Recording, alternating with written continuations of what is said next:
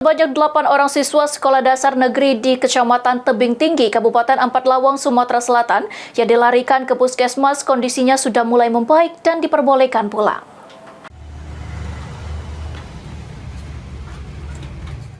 Kondisi terakhir 8 orang siswa di SD Negeri 7 Tebing Tinggi, Kabupaten Ampat Lawang, Sumatera Selatan yang mendapatkan perawatan medis di puskesmas Tebing Tinggi kondisinya mulai membaik.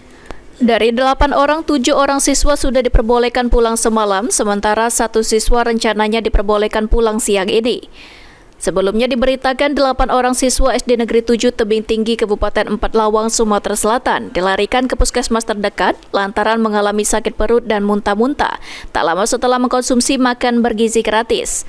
Sebelum ke-8 siswa ini mengalami sakit perut dan muntah-muntah, ditemukan di beberapa makanan yang belum disantap sejumlah ulat berjenis belatung pada lauk dan buah. Sesaat setelah peristiwa tersebut, jajaran Satreskrim Polres Ampat Lawang turun ke lokasi melakukan penyelidikan atas kejadian ini. Setelah melakukan pemeriksaan, pihak Polres Ampat Lawang pun menutup sementara operasional dapur pihak ketiga selaku penyedia makan bergizi gratis tersebut untuk dilakukan penyelidikan lebih lanjut.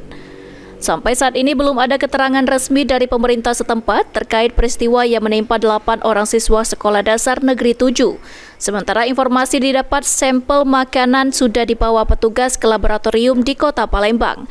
Dari pengamatan di sekolah saat ini memberikan makan bergizi gratis bagi siswa di Kabupaten Ampat Lawang diberhentikan sementara. Terakhir, putrinya Bu? Alhamdulillah, lemak juga Pak. Oh, sudah baikan ya? Ya. Kita balik kalau Pak. Udah pulang ya yang 7 orang ya? Ya. Rencananya kata dokter kapan pulang anak? Sekitar jam 9.